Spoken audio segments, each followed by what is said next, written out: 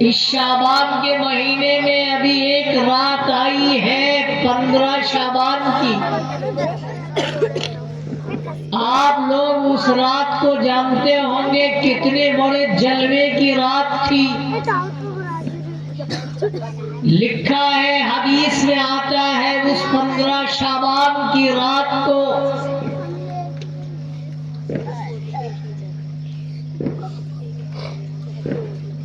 اللہ تعالی ملک الموت کو وہ رجسٹر پکڑا دیتے ہیں کہ پورے سال میں کتنے لوگوں کی روح کو تمہیں نکالنا ہے. وہ رجسٹر میں نام لکھ کر دے دیتے ہیں کہ ایک سال کے اندر آپ کو اتنے لوگوں کی روحوں کو قبض کرنا ہے.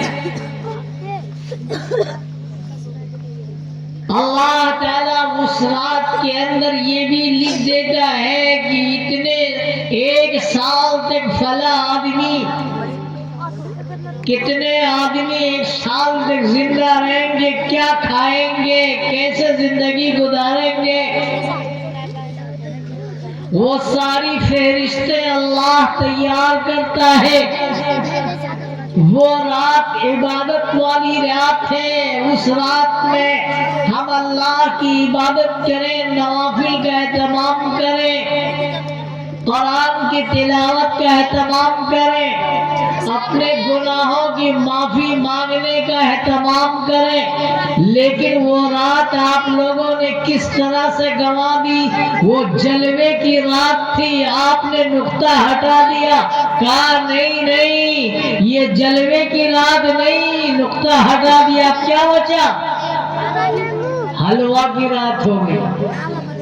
آپ نے کہا نہیں جلوے کی نہیں بلکہ حلوے کی رات ہے.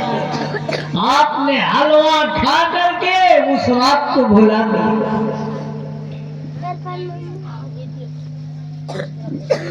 قربان جاؤ میرے دوستو, اور جس کے نام پر آپ حلوہ کھاتے ہیں, جس کے نام پر آپ فاتحہ کرتے ہیں, حضرت اویس قرنی کے بارے میں آتا ہے, غلط روایت مشہور ہے کہ اویس قرنی کو جب حضور کا غزوہ احد میں دانت شہید ہوا, آپ نے محبت میں اپنے دانت شہید کر ڈالے, توڑ ڈالے. اب کھائے کیا تو حلوہ بنا کر کھایا ہے. اس روایت کی کوئی حقیقت ہی نہیں ہے, بالکل غلط. اگر آپ کے نظریے سے اگر اس روایت کو صحیح مان لیا جائے تو آپ بھی دانت توڑ ڈالیں حضور کی محبت میں, اس کے بعد حلوہ کھائیں. کوئی نہیں منع کرتا ہے. قربان جاؤ اویس قرنی پر میرے دوستو. کتنا بڑا مرتبہ تھا اویس قرنی کا, کیا مقام تھا اویس قرنی کا. قربان جاؤ حضور موجود ہے لیکن اویس قرنی حضور سے مل نہیں سکے, ملاقات نہیں کر سکے, صحابی نہیں بن سکے. کیوں؟ اللہ کے نبی جناب محمد رسول اللہ صلی اللہ علیہ وسلم کے پاس پیغام بھیجا, اے اللہ کے نبی میں آپ کی ملاقات کرنا چاہتا ہوں, آپ کا دیدار کرنا چاہتا ہوں, لیکن اے اللہ کے نبی کیا کروں؟ میرے گھر میں میری ماں ہے, اکیلی ہے, بوڑھی ہے, کمزور ہے, بیمار ہے, اس کی ذمہ داری کرنے والا کوئی نہیں ہے, اس کی دیکھ بھال کرنے والا کوئی نہیں ہے, اس کو دوا دینے والا کوئی نہیں ہے, اس کو کھانا بنا کر کھلانے والا کوئی نہیں ہے.